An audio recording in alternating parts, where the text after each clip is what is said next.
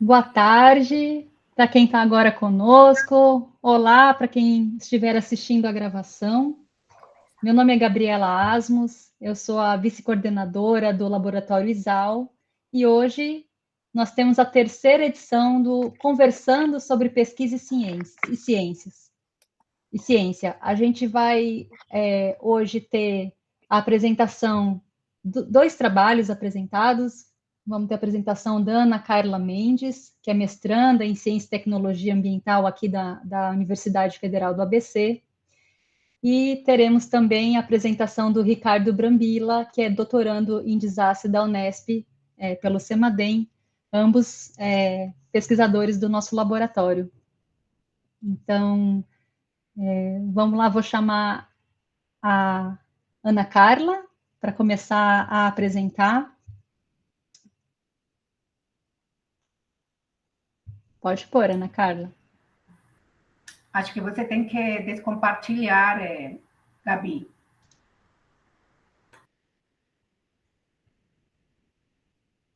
Prontinho.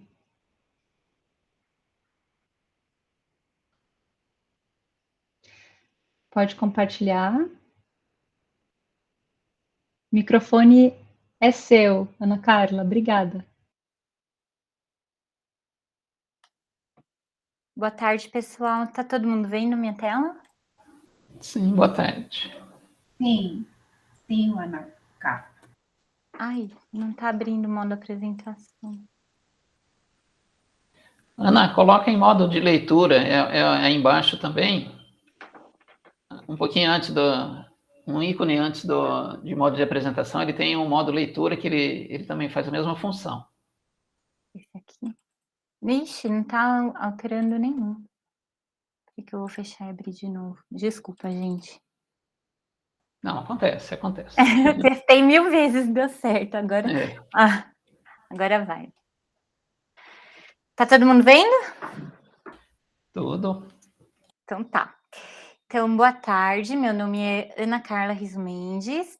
O objetivo dessa apresentação hoje é apresentar o meu projeto de pesquisa do mestrado, que é uma investigação global sobre o conforto em relação ao clima. Meu orientador é o professor Dr. Vitor Vieira Vasconcelos, e essa é uma apresentação para o Laboratório de Integração de Sistemas Ambientais e Urbanos Secos, que é ISAL Seco. Então, aqui eu vou definir um pouquinho sobre o conforto climático, né, a diferença de conforto térmico e climático para o meu projeto. Então, conforto térmico seria a sensação de bem ou mal-estar referente a frio e calor, enquanto o climático vai incorporar também a percepção de bem ou mal-estar quanto à umidade e a iluminação solar. Então, é o estado em que o indivíduo não tem vontade de mudar sua interação sensorial com o meio. O objetivo geral do meu projeto é propiciar uma investigação sobre como o conforto climático se diferencia em diferentes regiões do mundo. E aí, nós vamos buscar quais seriam os lugares do mundo com melhor conforto climático natural. E isso vai ser feito através de uma pesquisa de abrangência global para avaliar como as pessoas se sentem confortáveis em relação ao clima onde vivem. Então, aqui eu vou explicar um pouquinho sobre o material e métodos. Então, para compor uma medida quantitativa do melhor lugar para se morar, nós vamos construir 3 indicadores de conforto, que vai ser a temperatura, umidade do ar e a iluminação relativa à radiação solar. Então, primeiramente, a gente vai montar um formulário de pesquisa de abrangência global, que vai estar em inglês, espanhol e português. Vamos diversificar ao máximo a latitude de moradia e o sexo e a idade dos respondentes. O principal meio de divulgação vai ser por meio digital. Também poderá ser presencial ou por telefone. Serão calculados índices de conforto médio para os 3 atributos, e lembrando sempre de reponderar na proporção estratificada. E aí vamos calcular os índices de conforto. Serão 3 modelos generalizados de aditivos de efeitos mistos, que é uma análise estatística, para as respostas de conforto em relação a cada atributo mensurado. E aí, para a gente poder evitar a autocorrelação, a gente vai incluir um efeito aleatório para cada pessoa no modelo. E, por fim, o mapa será comparado com o mapa de distribuição da população global e seus cenários tendenciais e futuros.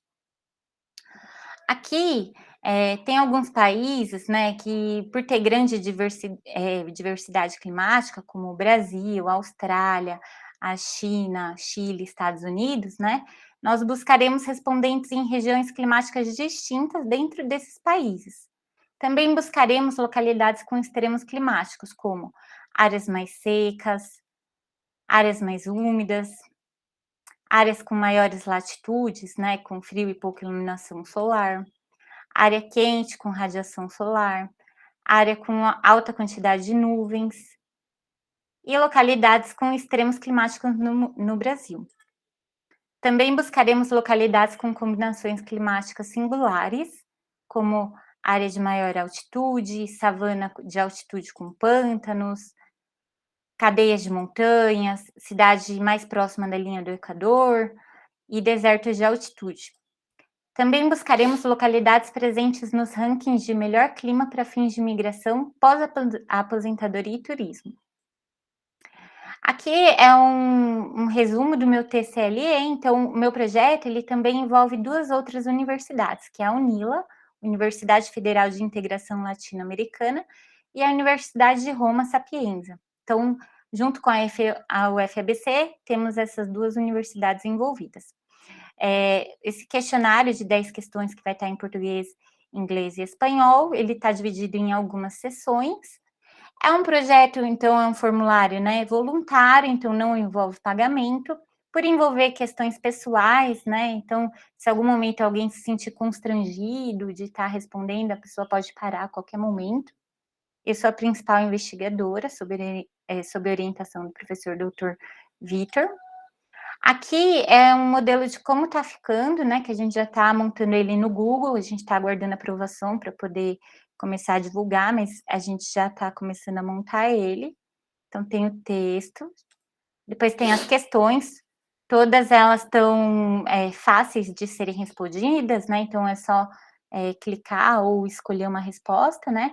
Aqui eu vou frisar só a 6 e a 8, elas são bem parecidas, mas eu vou mostrar aqui o modelo de resposta, né.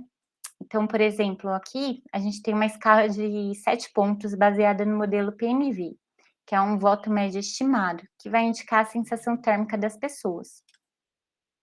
Então, aqui, por exemplo, da temperatura, vai desde com muito frio até com muito calor. Então, esses 3 primeiros, né, com muito frio, com frio e levemente com frio, vai indicar um desconforto pelo frio.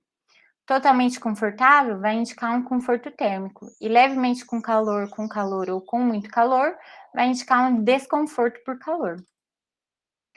Análise dos resultados, então, a análise de pessoas, porcentagem de pessoas insatisfeitas, né, ela está diretamente ligada com o PMV, então a gente vai usar essa fórmula, né, depois que a gente tiver o resultado dos questionários. Aqui já falei anteriormente, né, dos modelos generalizados de aditivos de efeitos mistos, do efeito aleatório para evitar autocorrelação. Aqui, como base de dados climáticos, usaremos a ERA5Land, que produz dados, né, reproduz dados que remontam às várias décadas no tempo, fornecendo uma descrição precisa do clima no passado. Então, o período que nós analisaremos é de 1991 até 2020.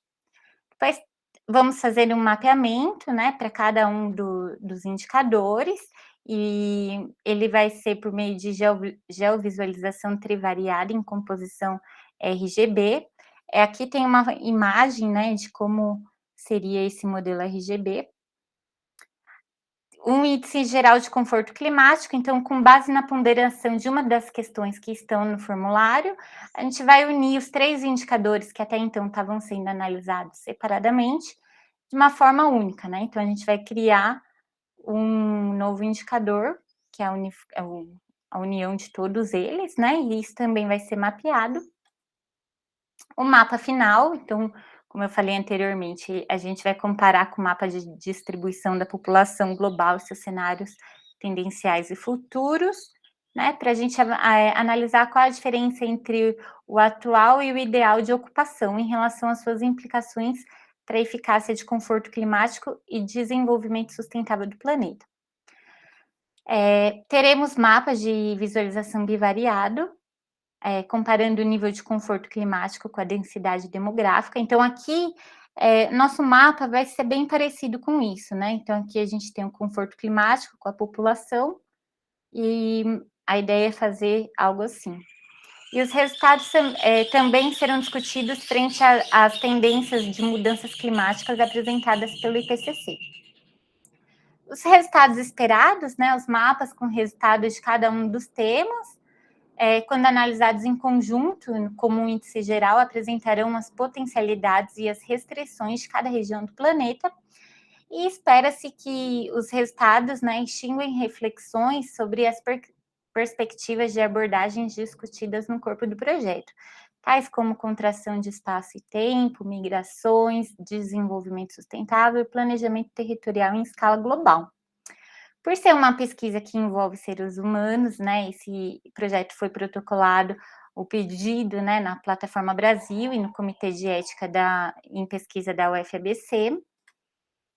Aqui são algumas limitações, né? Então, a gente tem a baixa resolução espacial dos mapas, né, que, por exemplo, é insuficiente para o mapeamento de ilhas e penínsulas. A gente tem a incerteza referente aos dados espacializados, referente em regiões carentes de levantamento e monitoramento detalhado de dados ambientais e socioeconômicos. Devido ao uso de dados climáticos globais em resolução temporal e em médias mensais, isso pode mascarar variações em escala diária ou até mesmo horária. E, por fim, não foram considerados parâmetros de conforto climáticos individuais, como vestimenta, local de trabalho, taxa metabólica, como alimentação, altura, peso, que são usualmente levantados em entrevistas sobre conforto climático intraurbano ou interedifício. A pesquisa ela visa uma apuração de satisfação climática ferida em relação à percepção dos padrões mensais, onde cada colaborador vive. Aqui são algumas referências do meu projeto. Obrigada pela atenção de todos. Deixa eu... Aqui posso parar, né? Voltando. Obrigada pela apresentação de todo mundo, pela atenção, né? E é isso. Obrigada, Ana Carla. Pessoal, vocês... Bom, vamos conversar um pouquinho sobre esse projeto que é tão bacana, tão ambicioso, né? É demais. Ana? Parabéns pelo projeto. Ana, você vai mandar formulário para o mundo inteiro, em diversas línguas, para coletar dado do mundo inteiro. É doido, né? Eu fico até nervosa de querer começar isso logo. Quantos formulários vocês esperam, mais ou menos? 1.600 é uma estimativa, né? A gente está com uma base querendo, né? 1.600. Vamos ver se a gente consegue. É desafiador porque a gente depende que o outro responda, né? E que seja visto com seriedade, né? Que as pessoas levem a sério ao ler e responder tudo isso, né? Mas a gente fez um questionário, assim, bem simples de ser respondido. Então, não tem que ficar digitando muita coisa. Os textos são bem simples ali, não é coisa muito longa, né? Só o termo de compromisso no início que está um pouco longo, mas é porque é obrigação, né? A gente já protocolou na Plataforma Brasil, eles já responderam, mandaram colocar mais coisas, já está lá atualizado com mais coisa, então não tem como reduzir. Beleza. Ô, Ana Carla, vamos abrir aqui para as perguntas do pessoal que está assistindo? Vamos. Maria, pode começar. Estou abrindo a fila. Tá certo. Nossa, Ana Carla, parabéns. Obrigada. Trabalho, assim, uma primeira visão realmente, né, é bem legal, né, de a gente conseguir saber, nossa, quando ela chegar ao final, eu quero ver, né? Muito ambicioso, muito legal. Obrigada. O que eu gostei, Ana, é que você colocou as limitações, sabe? Isso aí é muito importante. E como é escala global, né? Então, não tem como. Você vai fazer uma generalização, né? E a partir de aí, quando alguém vai querer, né, fazer um aprofundamento, então, vamos pesquisar nessa área, nessa região, né? Isso. Então, essa última parte de você colocar as limitações, eu achei muito interessante, né? Porque são vários dados, você vai, nossa, para cada tipo de clima, para cada área, altitude, onde é seco, onde não. Ai, eu quero ver no final. É verdade. É mesmo, porque assim, né, é bastante coisa, né? E eu era 5, eles também já têm uns índices calculados, vocês viram lá? Uhum. Então, até vocês poderiam comparar esses índices de conforto com o que vocês vão calcular partindo da variável atmosférica, né? Uhum. Então, assim, dado para você trabalhar, você não vai faltar. Tem muito, né? Tempo, né? Esse é o meu maior desafio. Assim, porque você parte de uma base qualitativa para uma quantitativa, que isso vai tomar talvez um pouquinho mais de tempo. Não sei como que é a tua, né, o conhecimento em relação a essa parte de trabalhar com o dado em si, né, da modelagem. Mas, assim... Estou desenvolvendo tudo agora. Então, né, mas aí, bom, aí, obviamente, né, se o Vitor, né, que ele encaminhou a pesquisa, não sei como foi, não sei se foi você com ele ou foi uma coisa conjunta, acredito que vai ter todo um acompanhamento para você conseguir chegar ao resultado final. Uma curiosidade, antes de passar para o outro, era em relação, né, à entrevista, né, o fato de você, né, ter já protocolado. Eu ia perguntar isso para você, mas você falou, já entrou tudo com as questões, tudo certinho, porque eu tenho algumas alunas que vão fazer essa parte. E até eu ia mandar falar com você, Gabi, né, para elas terem um pouquinho mais de informação sobre isso. Aliás, você vai dar uma palestra sobre isso, né? Então, mas assim, você já entrou tudo certinho na plataforma Brasil, já está tudo essa parte encaminhada, não é?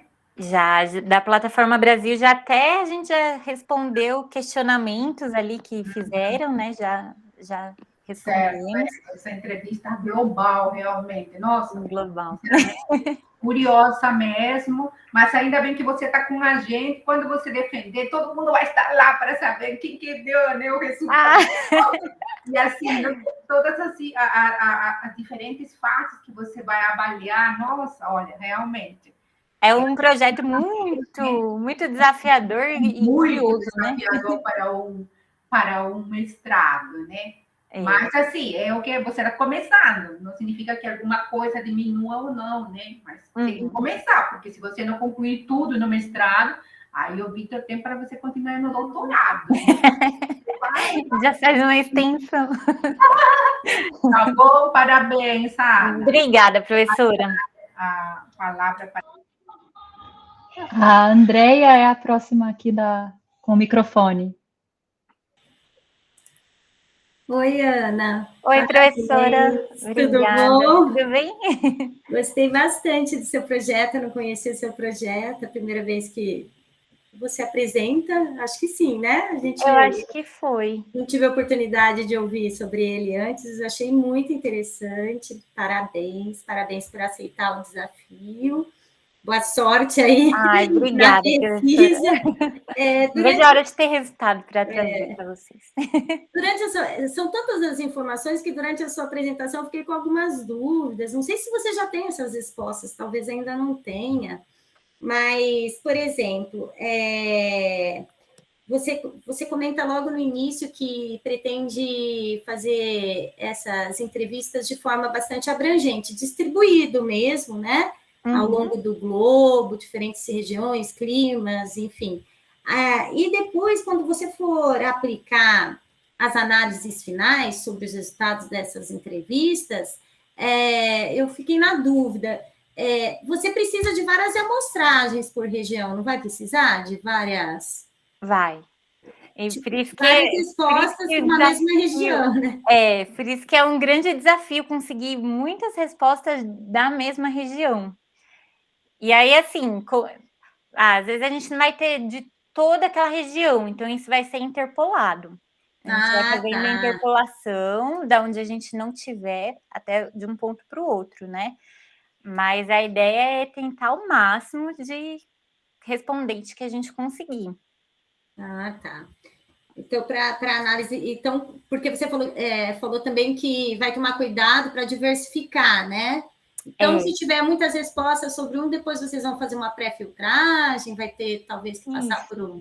É assim, se a gente tiver, quando a gente tiver o questionário, aí a gente vai fazer aplicar um efeito aleatório de aditivos de efeitos mistos, e aí a gente vai ver a autocorrelação. Porque aí, assim, a gente tem questões, qual que é o seu mês mais preferido do ano? Qual que é o seu mês menos preferido do ano? Então, aí a gente vai aplicar o efeito de autocorrelação para que não seja sempre, esse é o mês preferido e tal. E aí vai diversificando nas respostas, para não ficar muito próximo, né? Que legal. Esse tipo de abordagem é novo para mim, por isso que eu estou fazendo essas perguntas. E no final você quer chegar em indicadores, é isso? Ou um índice? No final, a gente vai criar um índice de conforto climático. Então, esses 3 são indicadores, né, que a gente pegou temperatura, iluminação e umidade. E aí, eles estão sendo analisados separadamente, mas no final eles vão ser unificados e vai virar um fator de conforto climático, com base nesses 3. Tá. E o dado, o ERA 5, ele entra em que parte aí? Desculpa tanta pergunta. Imagina, ele é da onde a gente vai pegar os dados de temperatura de 30 anos, que vai vir daí, para a gente poder fazer uma comparação, fazer um levantamento da temperatura dos locais. Porque aí, quando a gente tiver esses dados, aí isso vai poder ser mapeado e, vamos supor, entrelaçado ali com os dados que a gente tem, com os dados que existem, que é um fato, os dados climáticos, mas os que a gente tem é um dado novo das respostas, né? Aí isso vai poder ser unificado. Legal. Estou curiosa. Aí, esse do ERA 5 que eu coloquei é porque foi a base de dados que acabou sendo definida para a gente utilizar. Entendi. Tá bom, então. Não, eu sei que é base de dados. Eu só não sabia que tinha indicadores prontos já, como a Maria comentou. Pensei que fosse só dados brutos mesmo. Mas legal, então. Parabéns, Ana. Obrigada, professora. Eu acho que eu sou a próxima. Eu vou fazer uma pergunta que pode ser super básica, Ana. Mas, assim, conforto térmico, cada lugar do mundo tem um conforto térmico, até que no Brasil. Para a gente 26 graus é considerado, o pessoal que trabalha com enfim, essa parte da engenharia mesmo, que trabalha com a parte de conforto térmico. Na engenharia civil também tem um pessoal que trabalha com essa parte por causa das construções, né, a temperatura ambiente que fica dentro das construções. E aí eu já vi até, assim, alguns comentários que, não, mas aqui, por exemplo, na nossa faixa aqui, mais no trópico que a gente está, o conforto térmico é um, né, no Rio Grande do Sul o conforto térmico é outro, nós estamos dentro do Brasil. E aí eu me pergunto, como é que você vai fazer com essa variação do conforto térmico que a gente tem em cada local? Por exemplo, não sei se vocês já tiveram na Europa, por exemplo, no verão no verão em Londres, por exemplo, tiveram lá pela Inglaterra no que eles consideram de verão, que aquela temperatura vai lá 13, 14, 15 graus, um solzinho, aquele solzinho que, né, meio pino, e você olha as garotas, né, os garotos estão de bermuda, você está absolutamente agasalhada, desesperada, você brasileira, né, latina, desesperada, e você olha, as pessoas estão de chinelo havaianas. E assim, está 17, quer dizer, é um conforto térmico para a gente, por exemplo, que é completamente diferente do conforto térmico para eles lá. E eu diria o mesmo em relação à umidade e iluminação pelo sol. Por exemplo, se você passar um tempo, né, em locais onde a incidência solar é muito pequena, né, deve ser muito diferente a percepção que eles teriam, por exemplo, se tivesse mais tempo de iluminação de sol. Então, A gente recebeu um pessoal da Noruega uma vez aqui, eles conseguiam ficar por horas a fio torrando naquele sol de meio-dia que se falava, mas né, como é que pode? A gente aqui não aguenta ficar muito tempo, corre para uma sombra, né? E aí, então tem essas diferenças, assim, que eu quero dizer que o ser humano se adaptou, então a gente tem diferentes confortos térmicos em diferentes locais, né? Dependendo da geografia, né? Do clima que geralmente já acontece e a gente se adaptou a esse clima, né? Para ocupar o mundo inteiro, até os lugares de neve. Como é que você vai fazer para equalizar isso? Você fica pensando, porque são diferentes confortos térmicos. Sim. E aí vocês pensaram com certeza nisso, né? Pensamos. A gente conversou, uma vez eu perguntei isso para o Vitor também, porque no próprio Brasil, quando a gente vê no norte, no sul, ou de São Paulo, Rio de Janeiro, já é uma diferença muito grande, né? Mas a ideia é buscar mesmo quais seriam, de acordo com o que as pessoas respondem, quais seriam os melhores locais. E lembrando que é sempre ao ar livre. Então, assim, não sei se eu falei na apresentação, não, essa parte de ser ao ar livre. Então, a gente não vai considerar não falou, não. dentro, porque assim, dentro de um escritório, de uma residência, a gente tem, né, ar-condicionado, ventilador, aquecedor, coisas que acabam neutralizando ali, né? Então, a gente está perguntando, a ideia é perguntar ao ar livre e saber, né, o mundo, quais são as respostas, né? O pessoal está preferindo mais clima quente, mais frio. É complicado mesmo essa parte, porque tem questões pessoais, né? E tem a questão da pessoa já nascer num lugar que já está totalmente adaptada, né, para aquilo. Porque eu falo que eu morei na Austrália, eu demorei 7 meses para entrar no mar, e eu via nesses 7 meses os australianos entrando no mar na maior naturalidade, e gelado, muito gelado. Então, assim, tem essa questão de eles já estarem acostumados, né? Mas eu acho que esse é também uma resposta que a gente quer buscar do que seria assim, o melhor conforto climático para se viver, né? Considerando o clima ao ar livre. E aí a gente pergunta também, uma das questões é quanto tempo que a pessoa mora nesse lugar, né? E aí as respostas a gente tem de 1 a 5 anos, de 5 a 10, para ver se isso é um fator assim, né? Se a pessoa mora aí faz muito tempo, ou a pessoa não mora aí faz muito tempo, e entender. E aí a gente busca também um dos indicadores, um dos métodos de pesquisa, no clima de aposentadoria e turismo, para buscar onde as pessoas estão indo, quais são os lugares mais procurados, porque às vezes a trabalho a pessoa não tem opção, ela foi enviada lá para Rússia, um lugar muito frio, para Mongólia, mas ela não teve opção de perder o emprego, então ela teve que ir. Mas e no turismo, e na aposentadoria, onde ela está escolhendo para onde ela quer ir, né? E aí, por isso que a gente vai avaliar isso também. Tá, talvez um fator de correção aí, né? Considerando o que já é considerado conforto térmico do local. Porque eu acho que deve ter isso sedimentado já em listas já. Por exemplo, eu sei que aqui no Brasil é 26 graus. É o adotado para o Brasil. 26 graus.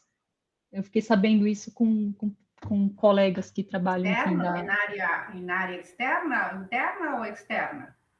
Tanto interna, o conforto térmico, tanto interno quanto externo, é 26 graus de temperatura. Mas, assim, fiquei sabendo isso com quem trabalha com... Isso é no verão ou no inverno? Não sei, nunca vi essa referência, não. É geral. Se você precisa de uma média geral, dizer assim, qual é o conforto térmico do brasileiro? Né? Vai ser dito 26 graus. Isso para quem trabalha exatamente com equipar lugares com ares condicionados, né? Ver quanto que precisa. Claro que tem um monte de outros fatores, né? Mas foi em conversas, né, que eu soube isso, que era 26 graus. E eu falava, gente, mas 26 graus para mim é frio. Se alguém bota isso no ar, juro para você, bota no ar-condicionado, eu acho que não é bom. Eu gostaria eu gosto mais quente. Mas, enfim, deixa eu passar, Maria, vai. Acho que só não vou nem fazer uma pergunta, porque já estamos, mas é só colocar, né, em relação ao que a Gabi falou, o que eu entendo, né, o que eu entendi, não sei, né, me corrija, Ana. O fato de ser desafiador e as limitações que você colocou, né? Porque você tem uma coisa que é o conforto térmico e outra coisa que é o conforto climático. São coisas diferentes, totalmente diferentes. E o climático, pelo que eu entendi, Ana, você tenta, assim, entre aspas, né? Mapear em uma escala, é o que a gente colocou, né? Grosseira, entre aspas, né? O mundo tudo em uma resolução que o ERA 5 vai passar para você, né?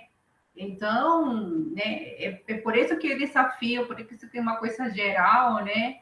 E por isso que tem as limitações que eu assim, achei muito legal você colocar, pelo fato de trabalhar em uma abrangência global, você está fazendo para o planeta tudo.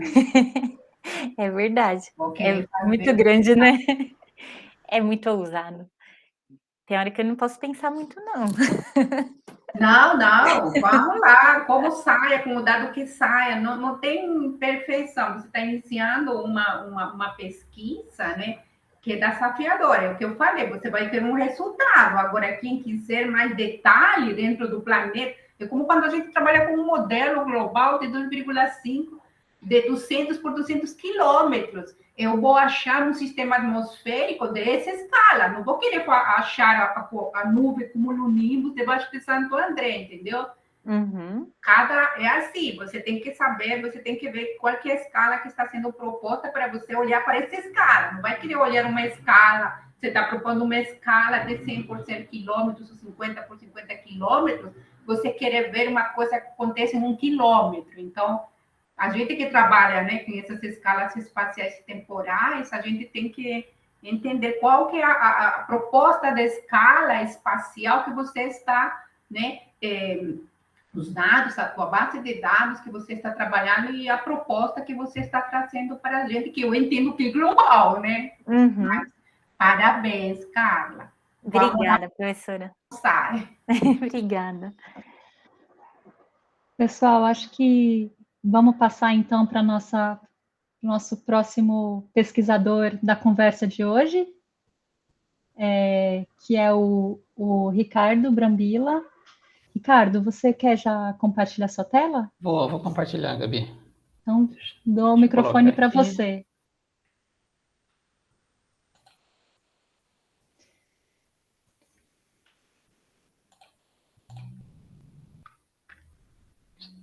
Aí, vocês estão enxergando?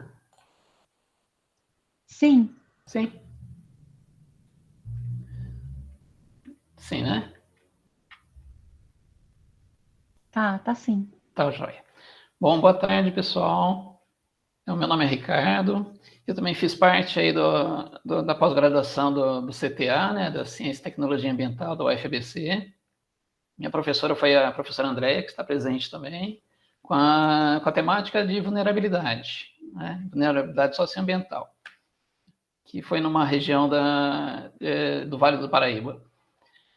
E continuando nessa linha também de desastres, porque essa temática de vulnerabilidade, ela foi também relacionada aos desastres de deslizamentos. Então, continuando com essa temática de desastres, agora eu estou fazendo o doutorado aí no CEMADEM, que é o Centro Nacional de Monitoramento e Alerta de Desastres Naturais, em conjunto com a Unesp, né, lá em São José dos Campos. Também a minha temática vai ser também a vulnerabilidade, mas vai ser para uma área do Brasil, né, dos municípios monitorados pelo CEMADEM. Mas, como também nós estamos tendo algumas disciplinas, né, como essa introdução à ciência de desastres naturais, que está falando sobre desastres, eu vou trazer um outro tipo de pesquisa que é relacionado ao COVID, né? A doença COVID-19.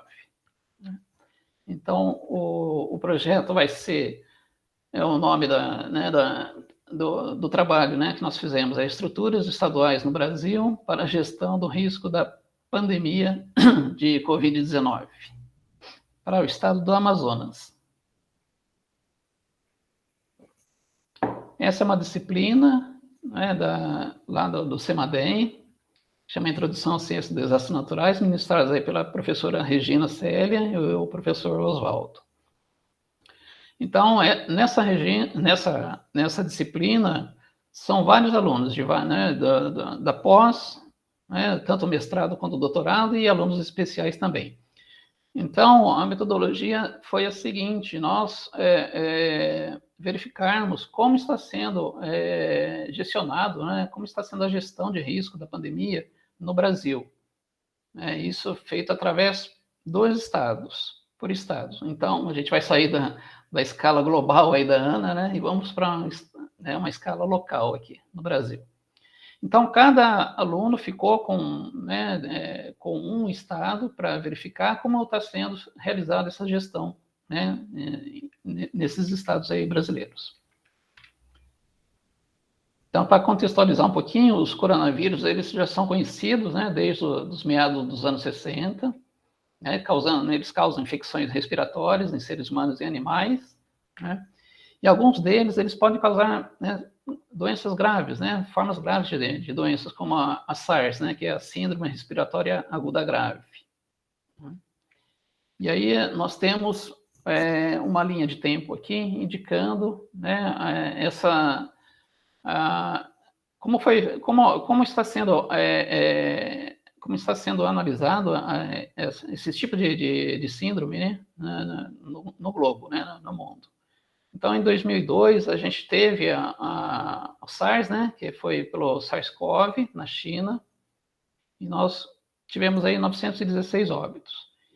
Em 2012, nós também tivemos, né, a doença a síndrome aguda do Oriente Médio, né, em 2012, que resultou em 791 óbitos. Isso aí foi feita uma pesquisa, né, foi dia 13 de abril de 2020, por um professor lá da Universidade Federal do Rio Grande do Sul. Né? Então, até essa data, foram registrados esses números. E em 2019, né, começou aí o SARS-CoV-2, que é a Covid-19, o SARS-CoV é o vírus, né, e a Covid-19 é a doença. Então, até essa data da publicação, tinha 62.794 óbitos no mundo, né? Aqui está um pouquinho mais detalhado, e aí foi, né, o SARS-CoV, o primeiro, né, os principais países afetados foram 4, aí a China, Singapura, Vietnã e Canadá, né, e até chegar aí a nossa Covid-19, né, pelo SARS-CoV-2, que até a data tinha 62.784 óbitos. Então, aí aqui tem uma outra linha do tempo, né, com destaque aqui para o Brasil. No início,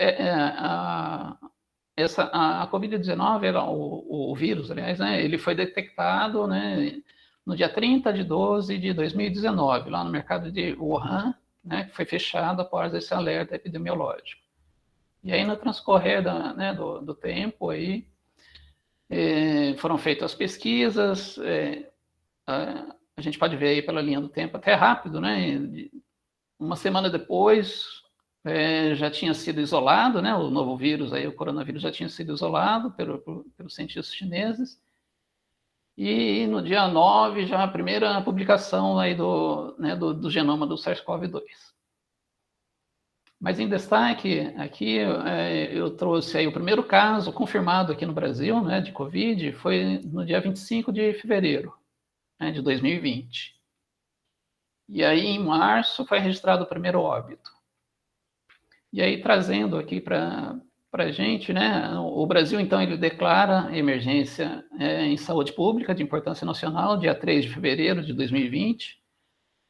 No estado do Amazonas é criado, então, o Comitê de Enfrentamento, né, que eles chamam a criação do Comitê Intersetorial de Enfrentamento e Combate ao Covid-19, através de um decreto estadual, foi dia 16 de março de 2020, e no dia 24 foi registrado o primeiro óbito, né, no estado.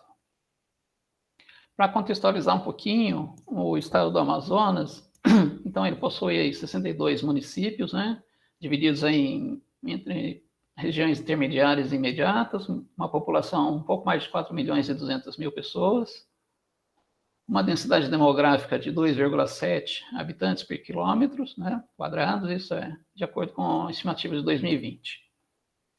E a sua capital, que é Manaus, é onde vivem a maior parte da população, mais de 50%, né, com um pouco mais de 2.200.000 pessoas. Então, a nossa pesquisa envolveu, então, verificar através dos órgãos estaduais, né, órgãos oficiais, né, do Estado, como estava sendo realizada a gestão de risco da Covid, né, em cada estado. Aqui para o governo, então, de Manaus, do Amazonas, né, nós temos aí os sites oficiais do governo estadual, que são 3 sites que eles têm, e o da Secretaria de Saúde e Fundação de Vigilância em Saúde do Amazonas. A maior parte das informações ficam concentradas na FVS, que é a Fundação de Vigilância em Saúde do Amazonas, que faz parte aí da Secretaria de Estado.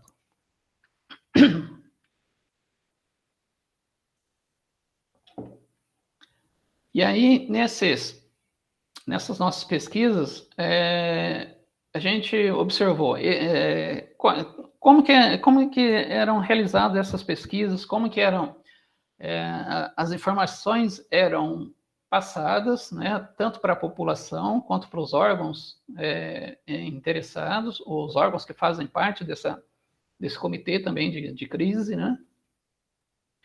Então, eles têm vários tipos de informações que são concentradas, principalmente, como eu falei, na Fundação de Vigilância e de Saúde. Então, eles têm um painel de monitoramento, que acaba sendo, todas essas informações, eles acabam sendo concentrados, né, nessa Fundação de Vigilância em Saúde, que ficou aí como órgão responsável por essas informações. Então, nós temos aí bastante informações do tipo de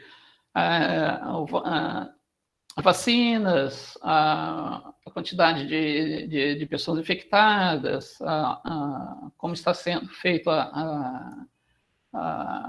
o planejamento, né, de risco da Covid. Então, são várias informações aí que esse site contém, né?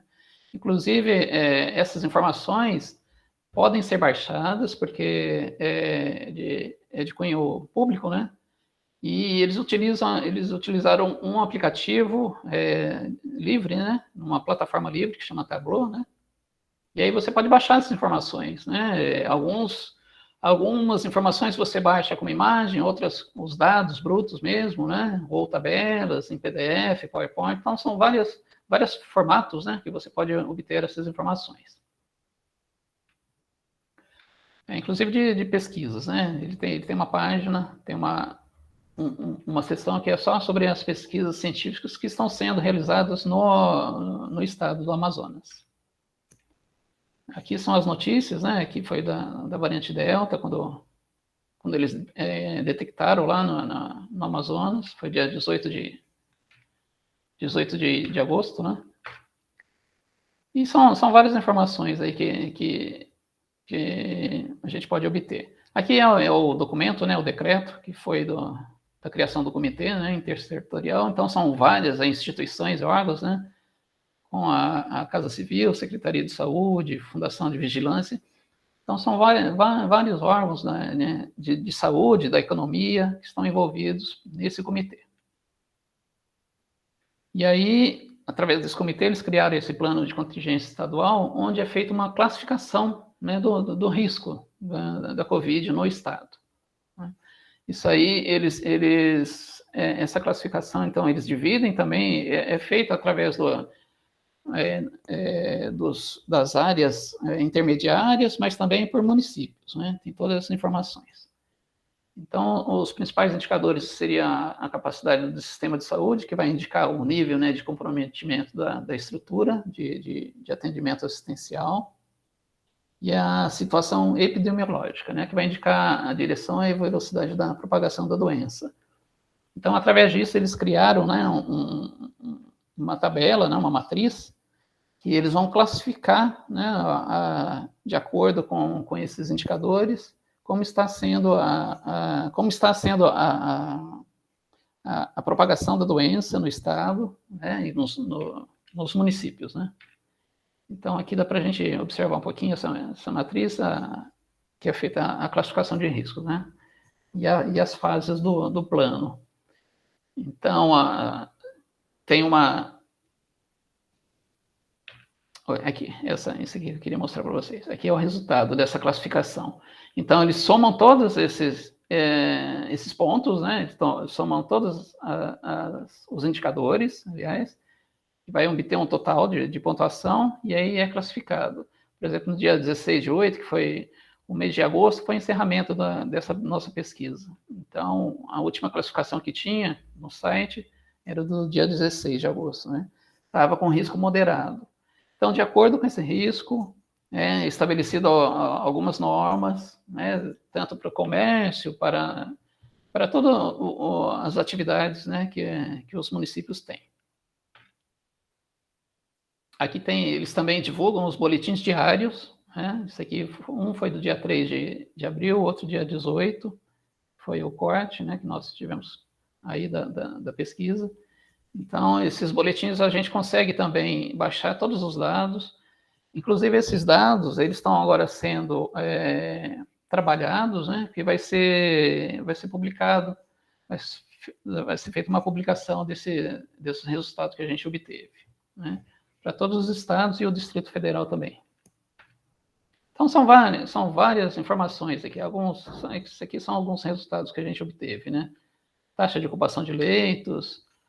Eles, inclusive, têm uma calculadora de risco em eventos sociais, né? Isso aí foi no dia 10 de agosto, onde você coloca um número, né? Você informa o número de pessoas no evento que vai ocorrer, e ele vai te informar em qual município aí que tem menos risco. Eu não sei se é uma boa também, ou você incentiva as pessoas também a se aglomerarem, né? Mas, enfim, aí... Isso aí é para a pessoa ter a consciência, né, do risco que vai assumir, né, se realizar tal evento, ou a quantidade de número de pessoas que vai participar desse evento aí. O monitoramento, então, é realizado desde crianças recém-nascidas, para adolescentes, para grávidas, né, para idosos, para a população indígena, para profissionais, enfim, o monitoramento é feito para quase todas as faixas etárias, étnicas dos municípios aí. E aqui é o vacinômetro, né? Ele chama de vacinômetro aí, que é a cobertura vacinal da população. Então, no dia 20 de agosto, eu peguei duas datas para a gente ver a diferença aí. Dia 20 de agosto, a cobertura completa estava em 19%. E agora, ontem, foi a última, né? A última informação que eu verifiquei no site, agora está em 34%, 34,4% da cobertura completa aí da população. Acho que é um pouco menos, né, que a população do Brasil, né, no geral, é um pouco mais de 40%. Então, todas essas informações, elas estão sendo agora catalogadas, né, porque tem tanto informações qualitativas quanto quantitativas. Então, elas estão sendo qualificadas, né, categorizadas, e para, enfim, gerar uma publicação dessa pesquisa. É isso, pessoal. Agradeço aí, muito obrigado. Parabéns, Ricardo. Gente, não sei se vocês tiveram a mesma impressão que eu, é tanto cientista engajado, né? Bons cientistas engajados, né, na pandemia ali no estado do Amazonas, né? Sim. Pesquisa de qualidade. E ainda assim a gente acompanha tantos desastres lá, né? Eu digo, no baixa adesão ao isolamento, né? A própria P1 surgiu ali, né? Uma das variantes. Quer dizer, para a gente ver, né? Que não adianta a gente ter toda a ciência, né? Boa ciência, ciência de ponta, se a gente não tem uma política que acaba auxiliando, né? Enfim, talvez, né, ali mesmo a própria adesão da população, né, a comunicação dessa política, ela pode, a comunicação da ciência acontece, mas não foi, parece que não é suficiente, né, gente? Um dos motivos foi esse mesmo, viu, Gabi? Porque como em nível federal estava um pouco, esse tipo de gestão estava um pouco confusa, na minha opinião, e na opinião, né, do grupo que fez isso também, essa pesquisa para todo o Brasil, ela estava um pouco confusa, né, que medidas que iriam ser tomadas, né, e aí partiu-se então para os estados, porque percebeu-se que os estados tinham um maior controle sobre isso, né, sobre a gestão mesmo de risco. Então, com a criação, por exemplo, dos comitês aí de enfrentamento, né, que em muitos momentos não foi estabelecido pelo governo central, né, pelo governo federal. Então, E esse que foi um dos motivos, desafio, hein? também. Justo o Amazonas, né? Foram feitos para os 27, né, para todos, né, todos os estados. Aí. Entendi. Tá, gente, eu vou abrir a fila. Obrigado, Ricardo, pela apresentação. Eu que agradeço. Começa com a Maria.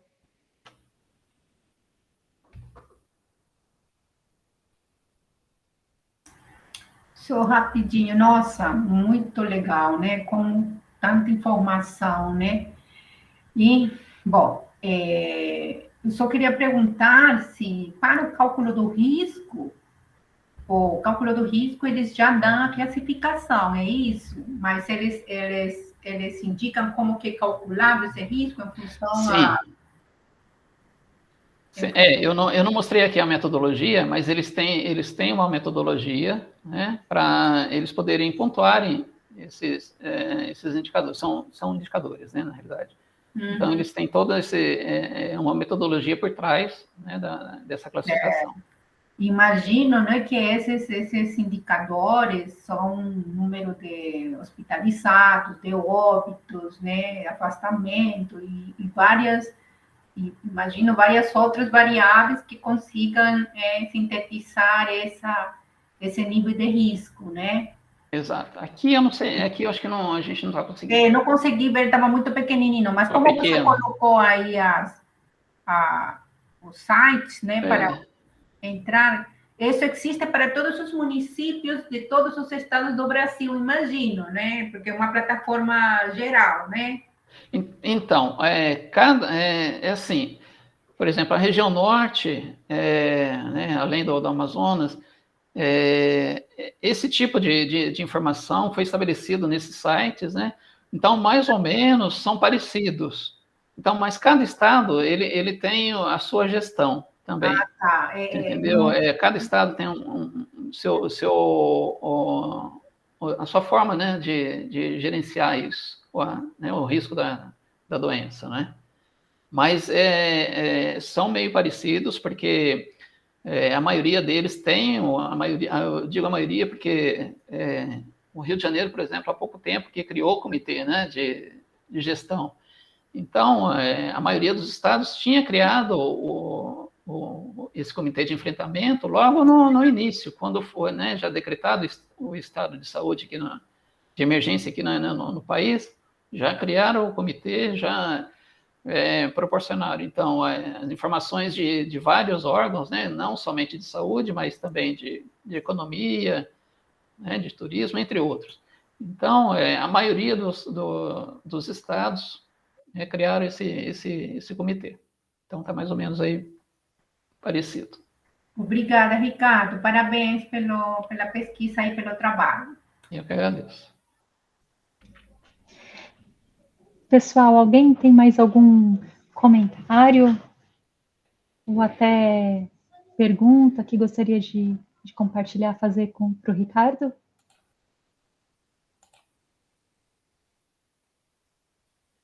A gente tem aqui no grupo outras pessoas que também estão avaliando Covid, viu, Ricardo? E essa base de dados que você trabalhou, a gente está doida para colocar agora na tela e dar uma olhadinha nesses dados. No caso, eu estou habituada a olhar só os dados epidemiológicos, está muito difícil de consegui-los. É difícil, mas foi estabelecido, né, para a gente essa metodologia de ser somente de órgãos oficiais, né, do Estado.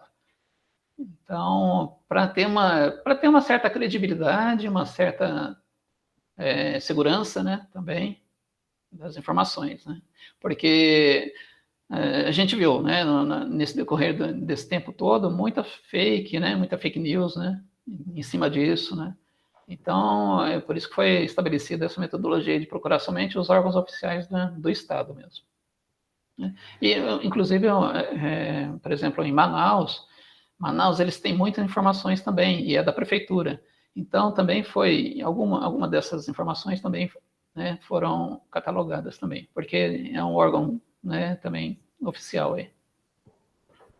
Ai, gente, é muito bom saber que mesmo sem ter essa centralização do governo federal, a gente está dando jeito, né, de trabalhar e de estudar a pandemia e de lidar com a pandemia, né, fazer essa gestão. Rebeca, vou passar o microfone para você. Todo seu. Gente, eu vou pedir desculpa que a minha câmera não sei porque não ligou hoje, eu estou sem câmera. Ricardo, parabéns pelo trabalho, eu também estou aqui nessa luta. Rebeca, desculpa, eu não ouvi, tá um pouquinho baixo. Só que não é um trabalho.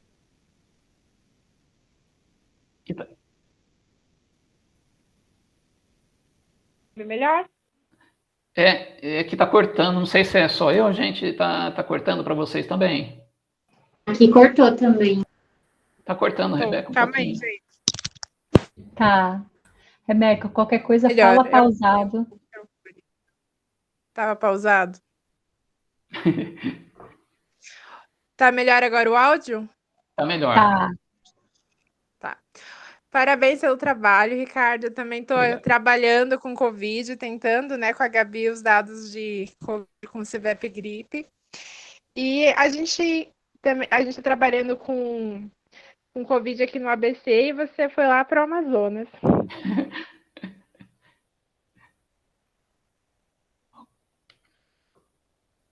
E cortou. Por exemplo. Desculpa, a Rebeca cortou, eu não ouvi. Desculpa, vou tentar colocar o microfone para ver se eu ajusto melhor. Só um minutinho. A gente ouviu o primeiro trecho bem, né? Aí sumiu um pedacinho, mas às vezes o som ia chegar. Agora? Estou sim. Ah, tá. Então, eu tenho, na verdade, umas perguntas mais em questão de curiosidade do que sobre o trabalho que você desenvolveu aí no Amazonas. Sobre os dados do Amazonas, né? Eu não sei como é no Amazonas, mas aqui no ABC, cada município, né, faz a sua gestão dos dados, só que aqui o consórcio do ABC estava gerindo esses eventos de classificação, de restrição, de abertura de comércio, e isso nem sempre integrado com o estado de São Paulo, porque agora mesmo o estado de São Paulo, ele deixou de seguir, né, o Plano São Paulo, já acabou a pandemia, só que alguns bairros, algumas cidades do consórcio ABC continuam com as restrições, a exceção de São Caetano, eu acho. Eu queria saber se no Amazonas está acontecendo alguma coisa parecida. Se tem alguns municípios que não estão em consonância com o que é passado pelo Estado. Tá certo, entendi. Então, Rebeca, assim, a pandemia ainda não acabou, né? A gente também tem que ver, ela não acabou. Então, essa classificação que o Estado ele passa, né? Aquela tabela que eu mostrei para vocês, é de referência, né? É claro que foi integrado também alguns municípios, mas no caso do Amazonas, ele foi mais centralizado em Manaus, né, na capital, porque é a região com maior número de habitantes, tem mais de 50% lá de pessoas vivendo ali. Né? Então, realmente, às vezes surgem conflitos, a gente entende, né, às vezes políticos, né, na maioria das vezes políticos, porque o governo, às vezes, é de um partido e alguns municípios, ou os municípios são de outros partidos. Então, podem surgir esses conflitos. No Amazonas também teve isso, mas como ficou centralizado aí os hospitais, inclusive, né, ficaram, não, os municípios no interior não tenham, né, no interior do Amazonas não tenham, mas foi tudo concentrado no Amazonas, em Manaus, na capital. Então, eles acharam um jeito melhor para poder gerenciar, né, todo esse conjunto de informações e de fatores, né, de risco também. Não sei se eu respondi aí para você. Não, respondeu sim. Muito obrigada. De nada. Beleza, Ricardo. Eu acho que ninguém mais está com a mão erguida aqui. Tem felicitações pelo chat. Então, eu acho que podemos ir encerrando essa edição. Alguém gostaria de fazer mais algum comentário?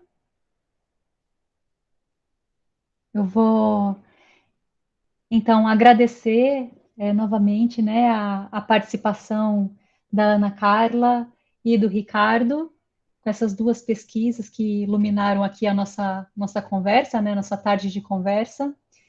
E aguardamos, né, todos, então, na próxima edição, né, do Conversando sobre Pesquisa e Ciência. Então é isso, pessoal. Agradeço a participação de todos. Até breve. Obrigada, até breve. Obrigado. Tchau.